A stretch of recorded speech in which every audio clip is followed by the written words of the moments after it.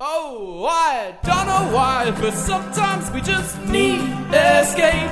Now Jerry's got his boots on and he's dragging us out and far away. It's a fever. Kia ora, and welcome to another episode of Tararua Fever. Ke te whakaronga mai koe o te Tararua Fever. Haere mai, no mai. This is the podcast that is everything and anything to do with championing the Tararua Ranges. This is episode 8, the best backyard in the world? Question mark? I think it's a rhetorical question. It's definitely the best backyard in the world. Ko Jerry Tokuingoa. I am your host, Jerry, an imposter expert who just loves to yarn about tramping in the Tararua Ranges. Well, we have a very busy episode for you today with a number of guests, including, well, my mum and dad, to support our usual Tararua 101 reflection. I'll be then joined by a guest to share their experience of a previous tramp, which is quite exciting. And then for Walk and Talk, I'm joined by Celia Wade-Brown, the first Member of Parliament to feature on the show, and she's also a Green Party member. We'll also be joined by Al for our weekly Knob of the Week. He said it on the last episode, don't judge it until you've heard it. And then lastly, stay tuned, as at the end we'll be doing our first giveaway competition of the show by way of a quiz question. So if you're interested in that, don't miss out at the end. So there's a lot to get through today, but before we get going, I just wanted to mention a couple of things, insights about the pod and how it's been going so far. I had this idea to start the podcast last year, and at the time I thought it was a great idea. I thought, how hard can it be? But there was a few life events that popped up which kind of stalled me for a while. And I actually wasn't even sure if I'd end up doing it again. So at the start of this year, 2025, I did do it. I released the first podcast, and at that point I realized, oh God, what have I done? And I guess in that statement there, it reflects the true anxiety I felt of putting myself out there to the world. I'm probably not normally that way inclined. Even posting anything on social media is not really my style. So I do feel that. And then the commitment that you sign up to when doing something like this, you do one, you've got to keep going with it, eh? But Finn, my best friend and production manager, we've been having a great time putting episodes together and putting them out there for the world to enjoy. And I can only hope that listeners are enjoying them too. We don't take ourselves too seriously, and I call myself an imposter expert to basically caveat that although I'm fairly familiar with most areas in the Tararua Ranges, there's always going to be gaps in knowledge and somewhere that I haven't been. So that's why we do interviews. The other thing that's worth noting about the pod is that although I'd hoped that episodes were going to be coming out slightly more frequent, I think I'd originally envisaged about once a fortnight. I think once a month is probably about the sweet spot for myself and for Finn, who has to do all the editing that I can't do. But otherwise, it's been fantastic learning for me, and I've loved getting the feedback, particularly when people say how much they are enjoying it. So if you do want to keep in touch, you can email tararua.fever@gmail.com. However, keep an eye out because there's also a Facebook page coming.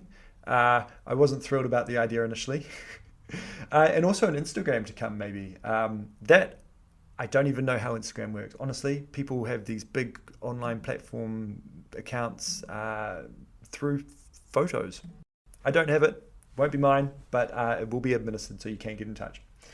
The only final note that I would say about all this is I live in Christchurch now. I've lived here for about 2.5 years, which means in doing this podcast, I am definitely overcompensating, mostly as a way to feel connected to one of the places that I enjoy most on earth. Even if that does mean I have to make specific trips to go and enjoy the beloved Tararua Ranges. A bit of a tūranga waiwai for me. I hope I'm using that correctly there. So yeah.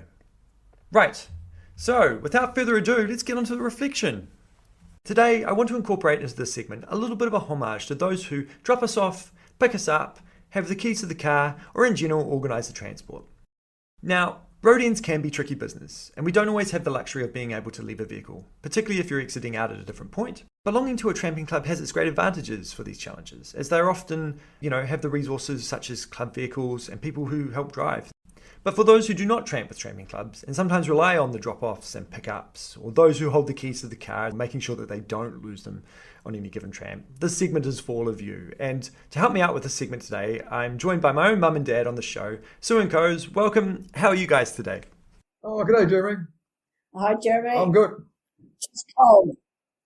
Cold here in Waikanae. Bloody cold here in Christchurch too. Can you see Kapa Nui on the hill? Snow on Kapa Nui on the hills? It's been a bit dull today, but there's been plenty of snow on the Tararuas. Right. Well, the Tararuas are past it. Yeah. Yep. Totally white. Really, really nice. It's so cold in Christchurch at the moment. I'm wearing all my tramping gear basically inside. Right. Yeah, I'm wearing my long johns too. Everywhere I go. Yeah. Well, you've both been key people for myself and Lex and lots of other of my friends on many tramping trips into the Tararua Ranges. So I guess it's paying homage to those who drop us off and pick us up. I just want to say a massive thank you to you both for all those times. And I guess I can't think of any access points for the Tararua Ranges off the top of my head that are actually quite straightforward. There's almost everyone I can think of is not that close to a main road or a city centre or a town for that matter. I think of the Pose Road in sort of, quite far out of Levin if you have to walk. They're always quite far out there, aren't they? Mm. Yes, they are. I do know that it can be a challenge. So I wanted to start off with you, Sue, and ask if there's any recent times that you can think of when dropping off and picking up has been a challenge. Well, I dropped you off to do a trip into the Tararua Ranges in February. The drop-off point, where was that, Coast? That was Pose Road. That was just out of Levin. That was at Pose Road. That's right. That was easy. I've done that many times. I can go there and I know that it's good. But picking you up on the Sunday, I hadn't really done any research. I just relied on the navman for the Mangaho power station pickup at dam number 2, which became quite hairy for me because my codes had plugged in the nav and I got to the power station and it said turn around and go back 100 metres and turn left again. And I thought, oh, this doesn't seem like the way. And I ended up 4 Ks up a side road, knowing I wasn't on the right road and thinking, how on earth am I going to turn around? I'm in the middle of nowhere. Finally came to a home. I knew that I'd have to find someone. And I said to the lady, I wondered if I could use your landline, to ring my husband to let my son know that I'm nowhere near where I need to be. And she said, are you using this car to pick them up at power station number 2? And I said, yes. She said, well, it ain't suitable. She said, it's 11 kilometres, she said, and it's hairy. So I said, oh, okay. So I rang Coast and he contacted you through your, we were chatting. But I did feel better because I did know then to go back to the dam and go up past the dam, and I read the sign and I just went about 10 Ks an hour, praying I wouldn't meet anyone. And look, but if I'd have known that, I possibly would have asked somebody else to come with me, not Coast, but I would have got a better car, a vehicle like a Toyota Hilux from Rowan, I would have got them to do the pickup. Yeah. And I found that quite stressful, not knowing. But I didn't look at a map, and I regret that. And I now know if I'm going to pick you up somewhere like that, I need to be more responsible and do a little bit more research. I think it's okay. It is definitely a warren of roads, and we'd probably asked quite a lot of you on that trip, Sue. So I'm very grateful regardless. And look. And the car's still going. The car's still there. Yeah. Well, Coz, I'll turn to you now. There have been some occasions where you've dropped us off in the bush, and our plans have changed. I'm thinking of one particular occasion where Kent and I were going up the Renata Ridge, heading towards Elder Hut, and the wind was actually just so strong we had to turn back, and we were not going to be at the right road end on the right day, for you to meet us there, and we didn't have any way to communicate with you at that point. How have you found those sort of situations? Oh, I don't mind, Jeremy. I mean, it's I don't mind. Things have become a lot easier since you bought the PLB with the text function, so that we can communicate obviously a lot better, and that has been a great help. one of the most memorable food drops, if you like, not so much a pickup, but a food drop, was the time you came into Donnelly's flat. And before you went, you had prepared a spreadsheet with the days and the food and everything else. And we were looking to pick you up on the set or do the food drop, meet you on the Saturday, do the food drop on the Saturday at Donnelly's flat. And we were sitting here on the Friday morning around 10 o'clock having a coffee. And I thought about it again and I thought, no, there's something wrong with the spreadsheet. These guys are coming through Donnelly's flat today. So we had a coffee, we loaded up the car and away we went. Which was a good thing because otherwise we would have been out by a day.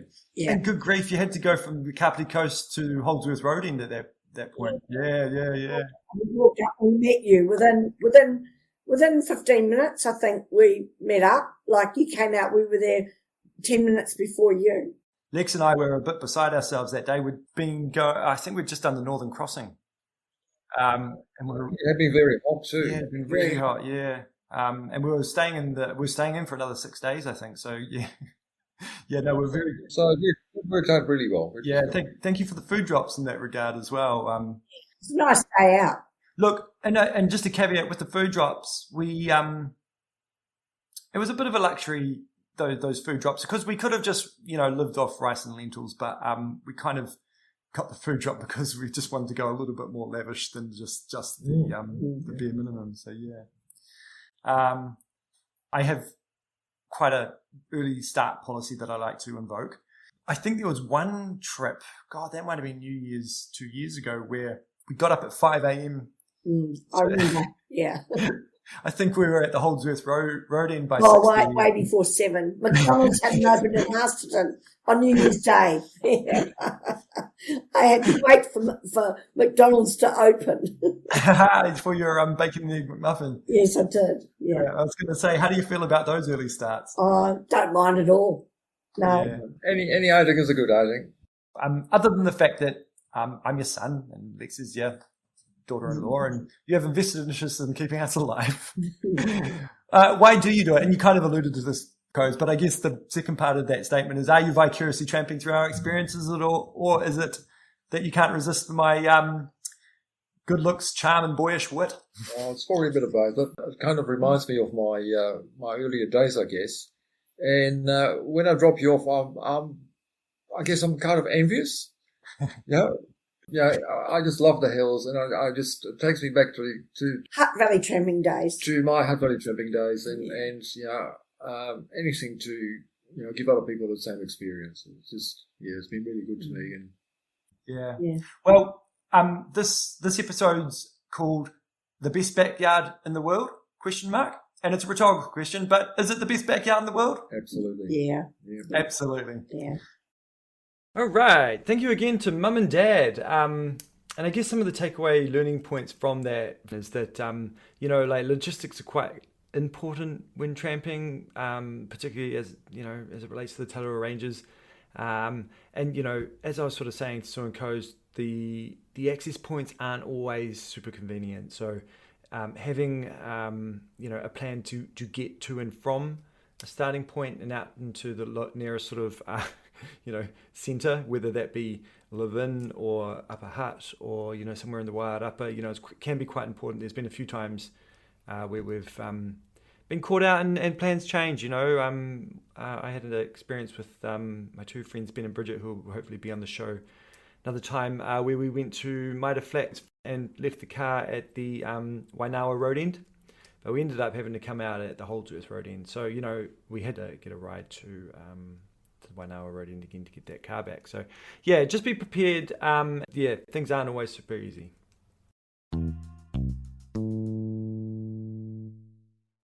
Now, I've got a weird curveball that's developed. In the introduction of the show, I mentioned that I'll be interviewing someone about their experience of doing a particular tramp of the Tararuas. But in that time that you've been listening, that is no longer the case. This person was unable to make it in the time frame that we would like to do the interview in. So I'm forced to pivot. I've made the executive decision today to not actually cover a previous tramp that I've done in the past or with someone else. What I will say is part of the focus of this podcast is covering a previous champ. I think it's great information for those who are looking to go out and just want a bit more information around it. But it's also just awesome to hear other people's experiences. But I'm not always going to have stories, or I'm going to run out of stories eventually. So I am actually looking to open up the podcast a little bit more to invite people on the show if you do have a good tramp that you'd like to share. Now, I probably can't.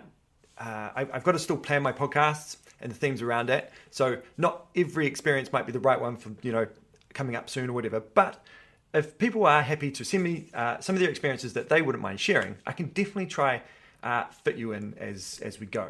So just wanted to put that out there. So you can always contact me on tararua.fever@gmail.com and just let me know. We can have a chat.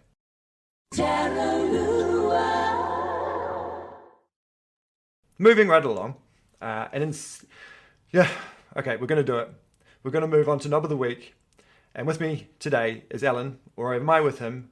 It doesn't matter. Kia ora, Alan. How are you? I'm good, thank you, Jerry. Yes. I've spent a lot of time preparing for this, thinking about various knobs.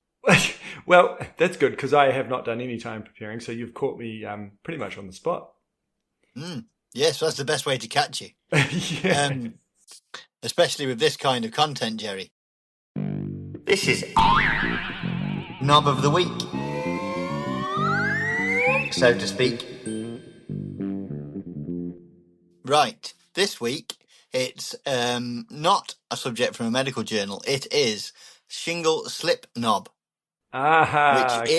which is actually a place in the Tararua Ranges. And if you didn't know, Jerry, there was a famous, it is infamous probably, due to a plane crash there in 1955. Where sadly 2 souls were claimed by the mountain in a small aircraft. Mm-hmm. That was right next to Shingle Slip Knob, and why people go there, I hear. Yeah, they flock to it. Yeah. So yes, as with all of the knobs we discuss here at Knob of the Week, Jerry, would you like to tell me how much time you spent on this particular knob? Cool. Okay, yeah, I can tell you that.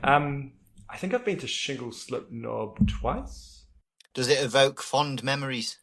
It does. Although the second time I went, it's a bloody mission to get to. Actually, it looks quite easy, but then it gets really pinning. It's not an easy knob. No, it's not an easy knob. Deceptively hard. Yeah. You've got to get across it, down to it, and well, I mean, that's if you're going to go check out the plane crashes. That is. Right. Yes. Not easy. So, do you want to go back there, or have you seen what you need to see? You've experienced all that it can give you, so to speak. I think the last time I was there was 2012. So I want to go back. Right, a distant memory. Yeah. You want to experience the shingle slip knob again. Do you know how many shingle slip knobs there are in New Zealand, Jerry? Oh, okay. I've probably never thought about it too hard now. Let's say more than one. There is only one. It is the one and only shingle slip knob, you got according to this website that you sent me. So okay. That's a disclaimer, is if the website's wrong, I can't be blamed for that. I've not checked. Right. Like, comprehensively. Like, this isn't like your sort of slick section, this bit. No. This is there's liberties taken, but I think I know the altitude in meters. So do you want to have a guess at that, Jerry? See if you can get yourself that correct, or within 100 meters you get a point. Pretty sure it's angle knob that comes before, and that's at about 1420 or something like that, maybe 21, and then it goes. I reckon it goes up to like 1430s. I think. Yeah, 1430. It's 1254 according to this in meters, but that is in meters. Oh, okay. Well, I'm way off. Altitude 1254. So there you go. Oh, I'm way off. Okay. All right. Can you rectify this with knowing what the closest hut is to the shingle slip knob? It'll be McGregor Biv, I reckon. Or is it Power Hut? Yeah, so that was one of my questions. Was does a bivvy? Apparently, a bivvy is that the same as a hut, or is that different to a hut? I don't know. Well, this comes up later on in the podcast now. Very interesting you ask that, because this exact matter comes up. For the purposes of later on the podcast, will keep them consistent. So a biv, I will count as a hut as well. Yeah. Right, okay, good. Well, it's either that or the jumbo hut, which appears to be pretty close according to this map. Yeah. And yeah, that's basically Knob of the Week. And I just wanted to thank all the feedback was positive. I know it was only one feedback It was from Nick Goodall, but it was positive. And I'm just going to, I did my research on Nick Goodall while I was waiting, Jerry. And this isn't just feedback from any random person. In 2021, did you know that Nick Goodall featured on 18% of all podcasts recorded in New Zealand? What?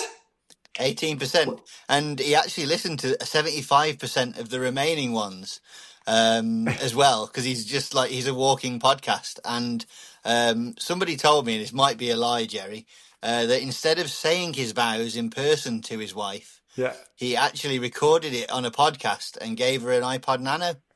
So there you go. That's what I heard anyway. Whether it's true or not, they can never be lost. They can never be lost. No. So she holds that iPod Nano close. I heard. We've had Goodall in his capacity as an analyst feature on the show already. So that's another podcast that he's notched onto his belt. Yeah. He's on all of them. Yeah. I'm starting to feel less special. But I'd also got one extra little question for you that I created whilst waiting, and this is your fault that this is happening, that you have to go through this question now. All right. And I apologize, obviously, if it doesn't pass the, adult filter, you can remove. But having experienced the Upper Hut, tramping club's evening, that once. Oh yes. I think they can handle this. I've seen them in action. Yeah. And here we are, right? And I'm going to call this little section Know Your Knobs. This is Know Your Knobs. Deceptively hard.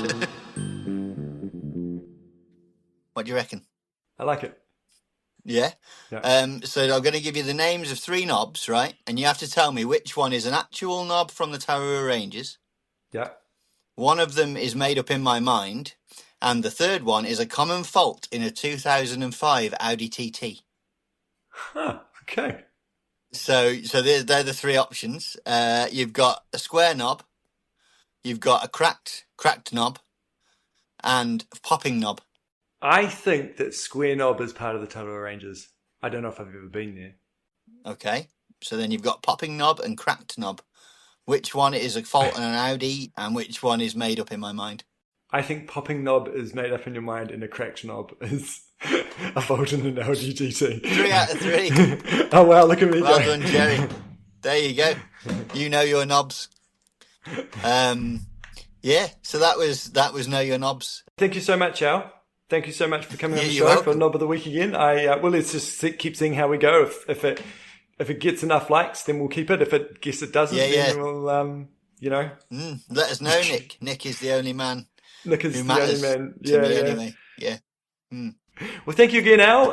And after the break, we'll be joined by our special guest for Walk and Talk. Nice. See you later. Ciao, ciao. Bye. Awesome. All right. How long did it take you to realise I was joking about Nick Goodall? About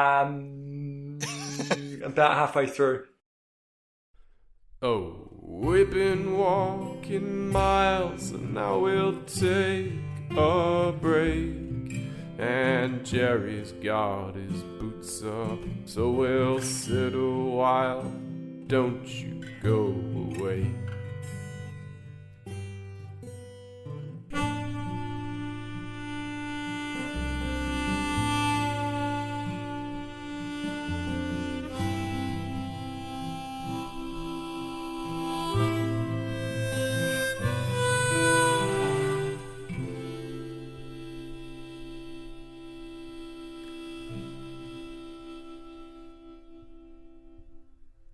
Welcome back, and here with me today on Walk and Talk is the first Member of Parliament to feature on Tararua Fever. She is also the former Mayor of Wellington across 2 local government terms. I'd like to extend a warm welcome to Celia Wade-Brown, Member of the Green Party. Kia ora, Celia, and thanks so much for joining me today. Kei te pihi koe, how are you? Kei te pai. Great to talk to you, Jerry. It's been a few years, I think. Yeah, well, I was just going to say, you and I go back quite a wee way from our days living in Island Bay, don't we? I think I was about 19 and we went and had a ski trip up to Mount Ruapehu with your two boys and some friends. Yeah, Ramsey and John are very keen skiers, very good skiers. And it all started with going up with the Tararua Tramping Club. Ah, wow, how apt, how apt. Well, so I was wondering if we might start by just sort of getting a little bit of an idea about your relationship to the Tararua Ranges, the Tararua Forest Park. Well, I came to New Zealand in 1983 and bought a house in Island Bay, which is, neighbour once upon a time. And really lovely, loved the sea, loved living very close to the sea, hearing it at night.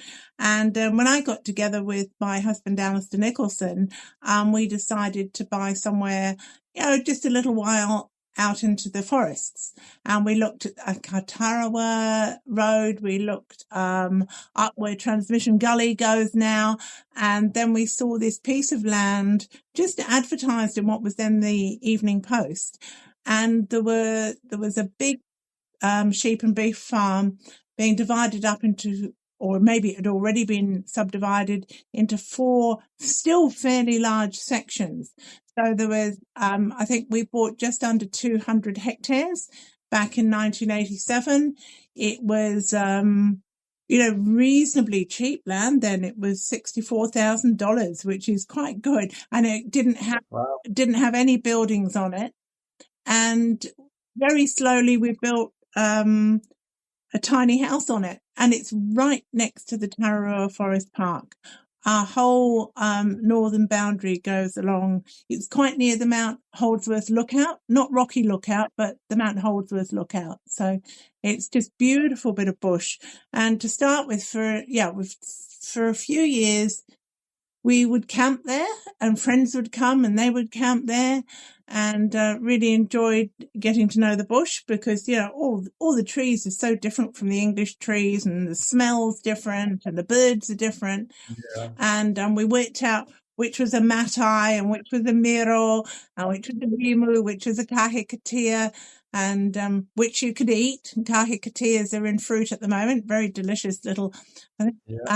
Sam Gibson calls them bush lollies, and I think he's right there. So we got to know the land a bit. We started building a house when my oldest boy was 6 weeks old, and it's a real tiny house before they were that fashionable. It's got a little mezzanine bed platform and a wood fire, and of course it's now got solar panels and the internet, or I wouldn't be talking to you. And it works really well. But it used to be, just coming over here for the Easter holidays, the Christmas holidays, weekends in the summer, weekends in the winter if we weren't going skiing. Yep. It was a very special place. And then when I was mayor, we just didn't come over so often. I was just so busy often going to openings or meetings or events or conferences at the weekends. And then when I stopped being mayor, after having done some very interesting things, including supporting quite a lot of trails and biodiversity in Wellington, we decided that we would do Te Araroa. So that was really my political detox, walking the whole trail. We did it in 3 chunks, first the South Island, then Cape Reinga to Auckland, and then a little bit later on, Auckland to Wellington. And we stayed in some very comfortable dock huts, and we stayed in some awful huts, and we camped and we stayed in hotels, and we had a real mixture of places to stay. And about halfway through the journey, we thought, actually, our little cottage in the Tararuas would be a fantastic place. Let's try living there for 6 months. So in November 2017, having finished the whole of the Tararua walk, we moved our stuff into storage, rented out the family house in Island Bay, and moved over here. And the 6-month experiment has turned into about 7 years. Oh, wow. Living the dream in the Tararua Forest Park. Very dreamy when it's sunny and calm. But, after about a week of rain, it gets sort of slightly less attractive. A bit soggy? Yeah. Yeah. But from a power point of view, we added a hydro system down at the shed I suppose about 18 months ago, and that's been fantastic. It means that we can keep the lights on, we can keep the fridge on and things like that. Is it still a tiny house that you guys have there, or have you expanded that at all? Or we've put what was just a lean-to for firewood has now become a sort of combination of a pantry and an office and a wardrobe. So it's still pretty small. I think it's about 20 to 30 square meters. Yeah, probably about 30 square meters. But we do have a large shed for important items like the tractor, the electric side-by-side, trap building, and a small collection of kayaks and bikes. Lovely. I'd always said to my family and my partner that I'd never live north of the Basin Reserve. I've always been a South Coast boy by heart. And to be fair, I probably still am now living in Christchurch. But if I ever moved back to Wellington, the Waiarapa or the Kapiti Coast with close access points to the Tararua Ranges would be 100% my preference. And my mum and dad now live in the Kapiti Coast in Waikanae as well. I'd had a bicycle accident where a car turned across me, and I did a very nasty accident to my ankle. And the Southern Crossing was the first big tramp I did after that. I was so pleased the ankle stood up to that. Then another time we did the Northern Crossing. We were actually only going up to climb Mitre, which, climb, walk. For me, it's a climb. For lots of people, it's just a walk. I wanted to go to the highest point of the Tararuas. Right. I think it was 5 years ago, something like that. And it was just fantastic weather. We could see Mount Taranaki. We could see the South Island.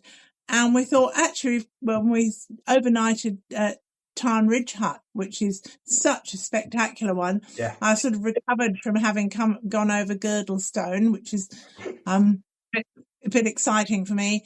And there was a woman in the hut that I actually knew. And I said, the Waiahine Pinnacles, how much worse are they than Mitre and Girdlestone? And she said, they're not much different. So we rang a friend who lived down near Podes Road and said, can we come stay tomorrow night? And went over that. Well, I think it was quite a lot harder. The Waiahine were quite terrifying with the drops for me. But we did them. I concur. I scared the hell out of my darling taking her over the Waiahine Pinnacles. It was my first time as well at the time, and good grief, there's hundreds of meters either side of you, and you're sort of clambering onto loose rock there. And but very impressive that you just decided to carry on a whim. Yeah. Well, the weather was so good that it seemed like a great opportunity, and frankly, I was quite nervous of going back anyway, so I might as well carry on. Absolutely. Oh, okay. So if the Holdsworth Road end is sort of the closest access point, is that where you go in to the Tararua Ranges the most, or? Well, we just walk in from the back of our place. Oh, wow. Yeah, Fantastic. we just walk in. The Mangatarere Road has got a couple of public access points as well. We've got the Carrington Ridge. Oh, yep. And the track up there.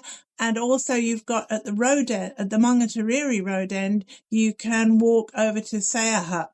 Yes. I know exactly where you're talking about. And then sometimes we've done the loop, especially with friends, where we go in at the Mangatarere Road end, I stay at either Saya Hut or Totara Flats, and then the next day walk back in. That's a fantastic access point then, because you've got the options to go up sort of Mount Holdsworth Way and beyond there, or into Totara Flats, and you can sort of hit Cone Ridge or beyond there at that point.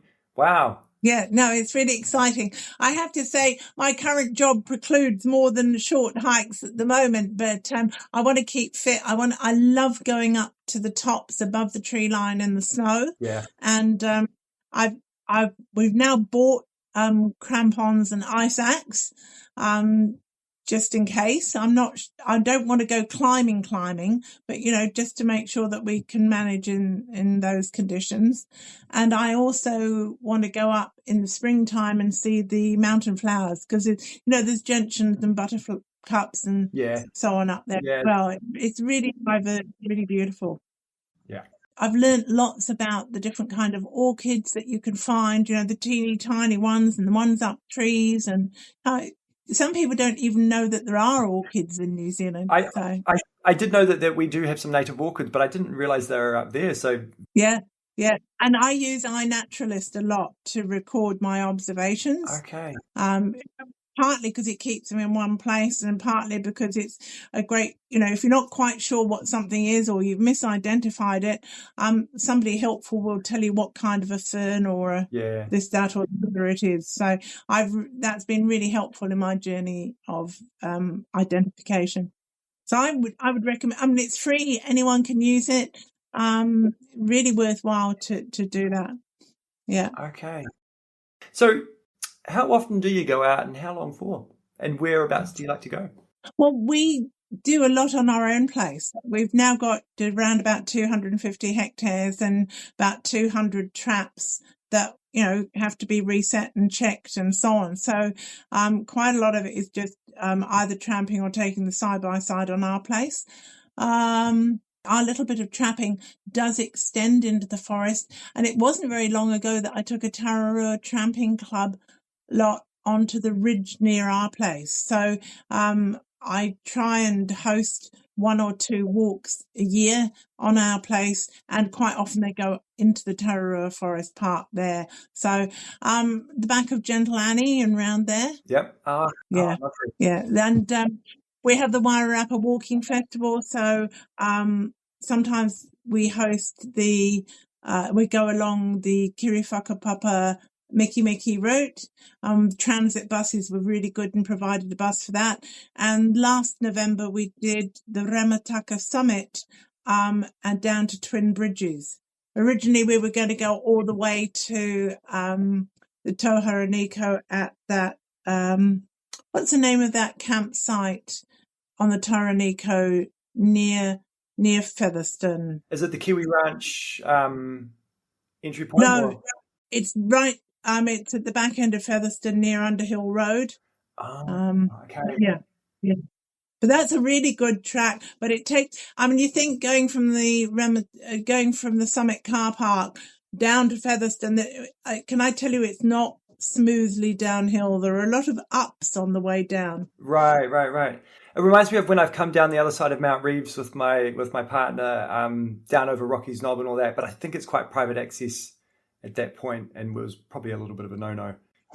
Well, having been on the Herenga Anuku, the Walking Access Commission, can I highly recommend Pocket Maps, which is you can download for offline use, because as you would know, that often in the Tararuas you are out of cell phone coverage, and it shows you what's public access and what's private access, what's paper roads and what's not. And that can be quite useful for finding new access points without trespassing.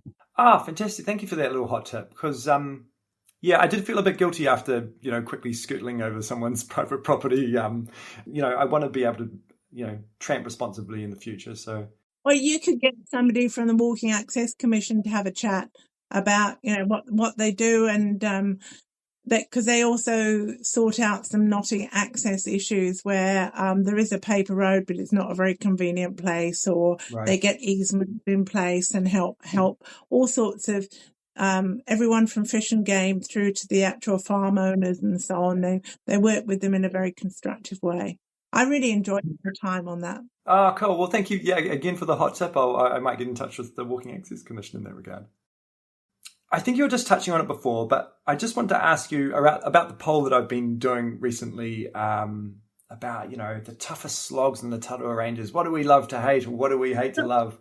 I don't mind as long as I can go at my own pace. But I did go I went with the fast fit group with the Tararua Tramping Club when I should have really done the medium. And I found just going up towards Powell Hut, because we set off too fast for me. I found that quite hard. So I think that's also a message to try and find a group to go at your own speed. Your own comfort, yeah. I go with my other half because he's a bit faster than me, but I just say, well, you go on ahead and set up the coffee. Yeah. Okay. And I like walking by myself. I did the only time I've helped out the Greater Wellington Backcountry Trust, which is a fantastic organisation, do lots of work in the Tararua Ranges. I was taking a replacement axe to Cone Hut, and I walked that up there by myself from the Maungatariri road end, and stayed in the hut on my own, which I really like doing. Had to set the rat trap 3 times. Fortunately, I saved a little bit of rice from my dinner. Went to sleep about 9 o'clock, bang. Yeah. Then 10 o'clock, bang. Then 20 past 10, bang. And then fortunately there weren't any more. But I'd rather be woken up by a dead rat than a live rat. So. Yeah. I too have been staying at Cone Hut. I've actually never stayed in the hut. I've always tented outside, but have seen a few critters sort of scuttling around, and yeah. Some very good volunteer groups doing trapping. There's the Donnelly Flat Mount Holdsworth Trust, and they're doing a great job. And they're actually working towards the top of the ridge in front of us, and we're going to work up the ridge. But there's also, different people will have different views. But I think that given we don't have enough feet on the ground, and Jobs for Nature did a lot of work with getting more people out trapping. That was Eugenie Sage's idea. Very good. Unfortunately, this government's cut the funding. If we were able, we'd put more funding in. But in the meanwhile, I think we will have to carry on using 1080. Obviously, there are some places where the deer access needs to be managed. So, just get the hunters in as much as they can, and then cut off the hunting access during some 1080, because, obviously you can't, the deer can't be eaten then. Yeah. But we can manage some deer in the forests, but there are places where the undergrowth is completely eaten out. And also possums from the top of the canopy. And we need to have a healthy forest. So I think we could get rid of all of the possums. I'd be happy. And if we just cut the deer numbers back somewhat, that would be good for the forest.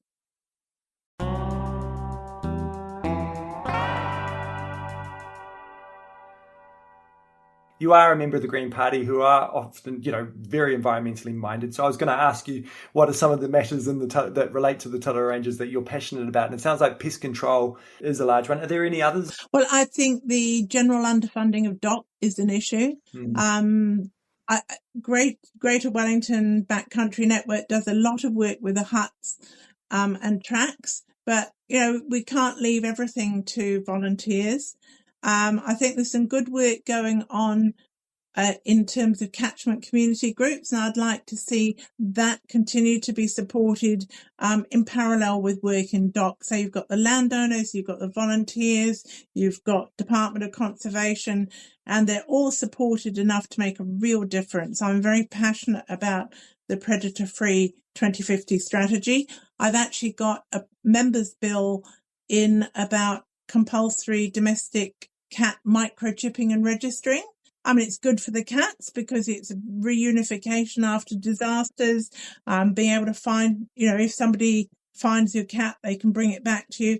But it also sets a bar for responsible cat ownership so that we don't, there's too many cats and kittens abandoned at road ends in the Tararua Ranges, as well as, of course, other places too. It's bad for their welfare, and it's bad for our native birds and lizards too. Absolutely. What about water quality?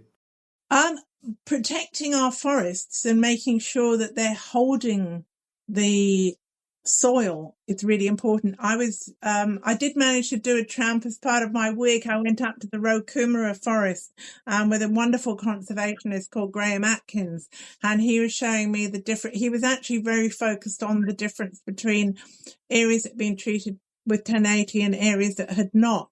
And we just saw both the undergrowth coming back and the canopy coming back. If you don't have undergrowth in a forest, it's all grandparent trees and there aren't any mokopuna trees. Yep. And the forest floor ceases to hold water. It stops being a sponge, and then you get the awful erosion and runoff and so on into the rivers. Now that's more dramatic up there, but still all of the streams that come out of the Tararuas, they need to be protected and have good forest cover over them. And we're pretty fortunate with the Greater Wellington water catchment areas. They've done, going into those areas is just magic. But there is, people who go into different parts of the Tararuas will know that some of the forest is healthier than others. Yeah, absolutely. And I was just reminded while you were talking there, it's not actually so much related to water quality, but back to pest control, is actually pig control as well. I mean, sometimes when I'm walking through the Tararua forests, you see the amount of rooting, and it's incredible what those pigs can do. It looks like a bulldozer's been through it sometimes, and the amount of sort of biodiversity that just gets wrecked through that, just through tearing up the ground. Yeah, snails, frogs, lizards. Those are the sort of wildlife that are at threat from pigs. Presumably ground nesting birds, their nests wouldn't be safe from pigs. Yeah. And falcon, you think this great, grand, wild bird. Well, it's most unfortunate, but they nest on the ground. And that makes it very vulnerable to pigs and other animals. Again, it doesn't mean we have to get rid of every last one, but we have to manage the numbers down quite a lot. I was privileged to actually see a Hochstetter's frog, those tiny little dark frogs when up in the Rokumaras. I don't know if we've got any frogs in the Tararua Ranges, but we've certainly got some quite special snails, and they would be pretty vulnerable to pigs too. So, with permission, we allow people hunting pigs on our land. We've got a number of people that come on, and that keeps it down. But they breed quite quickly, and they do a lot of damage. And again, the water quality downstream is not great after you've had pigs rooting. That's what made me think of the point in the first place. Yeah, and I quite like your pragmatic point of view there of it's not about eradicating every single one of them, but I understand that there's hunters that like the sport and stuff like that. Last time I was walking to Tortola Flats, I saw two 14-year-old boys walking out with they had their dogs with them. They had a big pig tied to the back of one of theirs back. It was yeah. It's good for them, but you do when you go out there, you can see the damage that they do. Yeah. I did have a bit of a hypothetical question for you. If the Green Party was voted into government tomorrow, if there was an election, and they were the sole governing party, what sort of ministerial portfolio would you want to pick up? Well, I really like the combination I've got. I've got local government, and I've got tourism and hospitality, and I've got associate conservation predator free. And what I like is a way that those come together. I've got a couple of other important ones as well, democracy and electoral reform and the digital side of government. But it's those three, local government, conservation and tourism and hospitality, that I think if we can work it together so that the international visitor levy actually goes to looking after our huts, our tracks and biodiversity, and doesn't get spent on campaigns to just get more and more people here. Yeah. Having said that, I think the Tararuas have got room definitely for some form of great walk. I mean, they're so close to Wellington. You've got reasonable access to both sides. I think there's plenty of room to have people come in and do more of the, perhaps some of the walks that aren't over Mitre and Girdlestone. Look, I was talking to a fantastic volunteer from the Palmerston North Manawatu Tramping Club in one of the previous episodes, Brett, and he was... Brett Gillies. Yeah, Brett Gillies. And he was talking about how he's a volunteer hut warden at Tortola Flats and in the Mangaho Valley, Mangaho Hut. He said, how fantastic that bookable hut system is and makes it a bit more sustainable for people. He said the only downfall is when people book and they don't turn up, because that's, taking spots for that other people could have otherwise. But he also mentioned the pressure that the Te Araroa Trail does have on that particular part of the Tararua Ranges. And I think that, look, this is my small humble opinion, and I'm no expert, but it's a big forest park, and there's plenty of room for people to get in there and go and explore. So I just think in kind of what you're saying there, we could make access or the ability to make more bookable huts maybe available. I think that might take a bit of pressure off some of the other areas. possibly. I don't know if you have a view on that. I mean, I really enjoyed the Tararua part of the Tararua up through Tamatawai Hut, as it was then. I think the routes changed slightly, and Dracophyllum and Nichols and so on. That was just a Waitawaiwai. That was really awesome.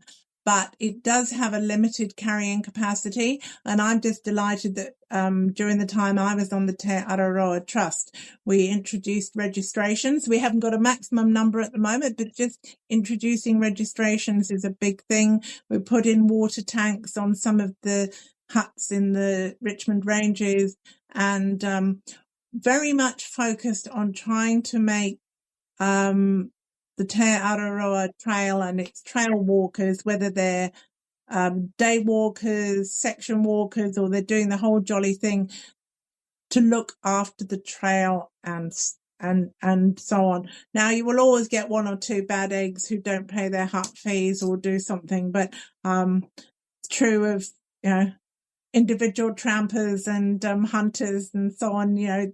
No group is perfect, but I do I think the way the trail goes is good, but we should be doing a big focus perhaps on the eastern side of the Tararuas and thinking about some more sort of weekend tramps, short tramps, things like that. Apparently, according, I think, to Recreation New Zealand, a lot of people want shorter tramps. So, the serious trampers will perhaps have more huts to themselves in the deeper areas. One thing that, as the Green Party, we didn't agree with the very high charges suggested for backcountry huts. Right. That would make it less safe. Agree with the Federation of Mountain Clubs there. But some more bookable huts that are, maybe 3 hours in, not 8 or 9 hours in, might make sense. But we do have a pretty good set. I think it's 58 huts in the Tararua Forest Park. Yeah. So that's a pretty good number. It's decent. I'm not doing a hut bagging challenge, but I've been to about 70% of them, I think it was. The only thing I'd say is, we could do better in terms of having some sort of regular shuttles to get people to and from these areas. That's one of the reasons I love the Wairarapa Walking Festival with its transit provides buses so that we can do. So far, we haven't done an overnighter in the festival, but you could do so that you get dropped off at Waihini Gorge and then you get picked up, the day after, maybe at the Mangatariri Road End or even at Holdsworth Road End. So I just really like the variety in the Tararua Ranges, a variety of some are steeper than others. Some people go off track. We find that along almost any ridge there is some sort of a track. It might have been made by deer, or it might have been made by people. I'm not a great one for going completely off track because I like to leave the moss and the orchids to just grow undisturbed. Yeah, I get you. And just on your point about access to road ends, I think that's a great idea because the amount of times, I think it was the last 5 years that I was in Wellington when I was working at MFE, I didn't have a car. I got rid of my car. And the amount of times that I had to borrow my mum's car to get to, so I can take it to a road end for, a couple of days just to sit there so I come out the other, that way. Otherwise I was hitchhiking back out into the Wairarapa or into the Kapiti Coast, and that's when you got to go to work on Monday, that's not an easy thing in of itself either. So. No, and also when you've been tramping for a couple of days, not everyone wants to pick you up. But And I think it's interesting. I think there's a great value in tramping clubs. And quite a lot of them organised, that half of the people leave their car at one end and half at the other, and so on. So, I think there's quite a lot of potential with different apps and clubs and so on to work this through. No, that's a really good point. The clubs are good for that. Yeah. Well, look, just to wrap up, one final question. Maybe next time you're in the house and it's oral question time, I think myself and some of the listeners are dying to know, I was wondering if you could ask Minister Portaka, in his portfolio as Minister for Conservation, if he has the Tararua Fever at all. I'll probably ask him that if we bump into each other in Copperfields. I'm not sure I'll be allowed to ask that question in the house, but I'll certainly ask Tama that question. Well, if there's any supplementary questions there to be had, Celia, maybe if he's got an opinion on the pole of the steepest slogs in the Tararua Ranges as well. Yeah, I'd be interesting. I don't know how well the Minister knows the Tararua Forest Park. I'll find out. Look, Celia, thank you so much. It's been an absolute pleasure to have you on the podcast. You've got such a good knowledge of the Tararua Ranges. It's an awesome place where you live. Yeah, well, come and have a look at our place. You can have a look at duntulm.nz is our website, and there's a few little glimpses of our place. I look forward to it. Thank you so much. Ta kite. Ta kite. Right, thanks a bunch again to Celia Wade-Brown and to all the other guests who have featured on today's show.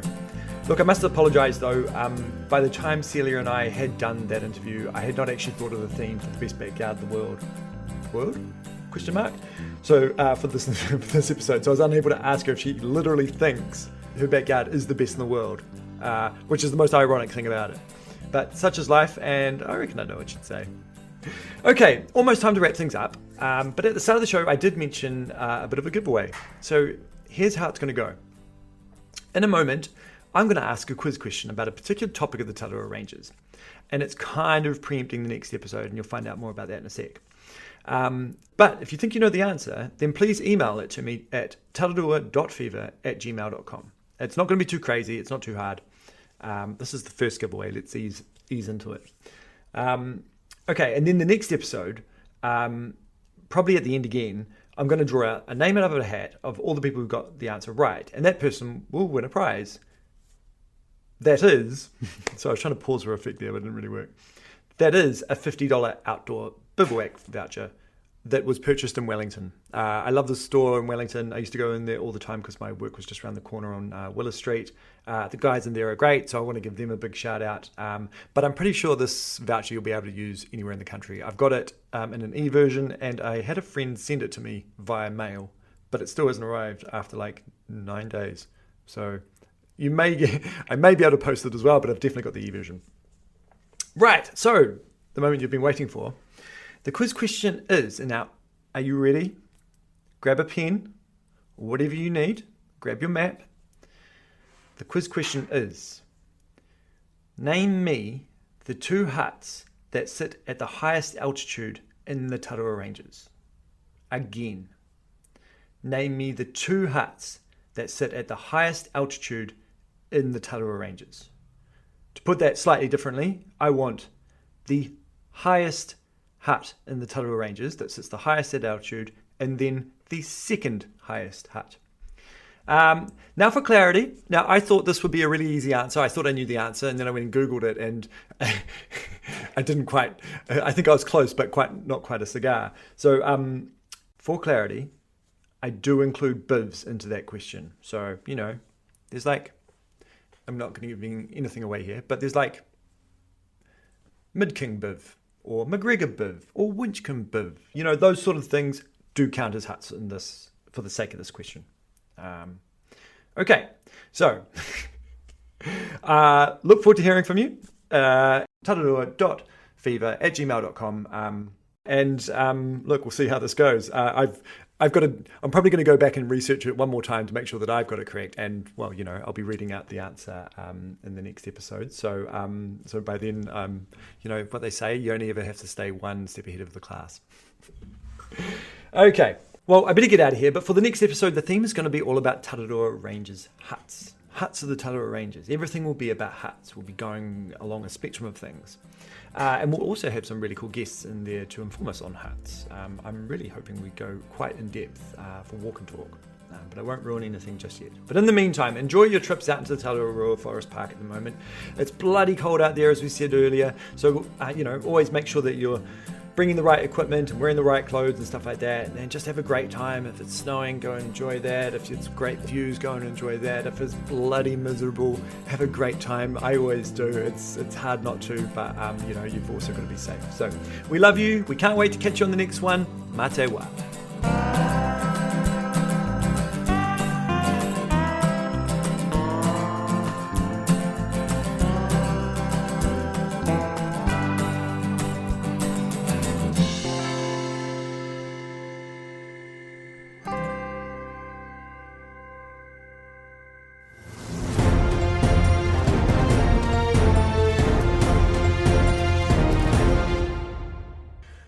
Welcome back to TF News. I am Joel King, and we will take you straight away to Parliament, where I am joined by Justine Time. It appears that question time in the House is taking an interesting turn.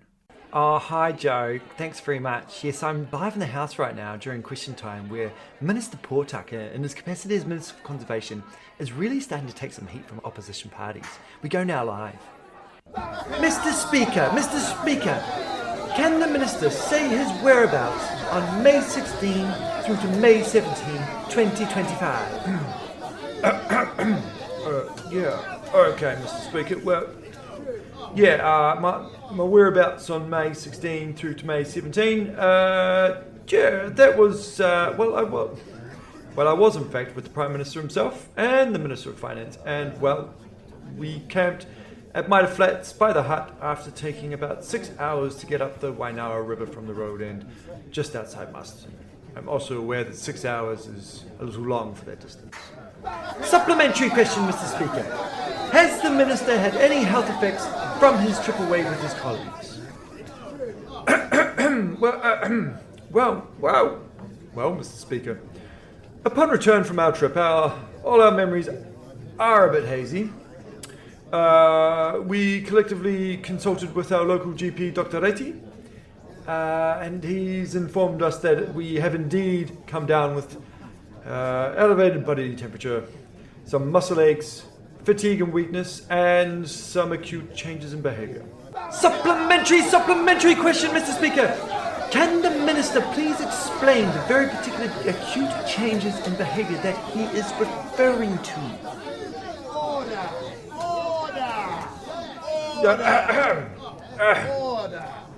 Well, Mr. Speaker, the member of the House is referring to a particular and inexplicable incident from while the three of us were isolating. We can't actually understand how this has happened, particularly given the fiscal restrictions that we have currently around the budget, and it appears that far more of the allocated appropriations have been diverted to the conservation portfolio. This means the DOC is set for a record budget expenditure for 2025-26. Supplementary questions, Mr. Speaker. Does the Minister in fact have the fever? Welcome back to the studio.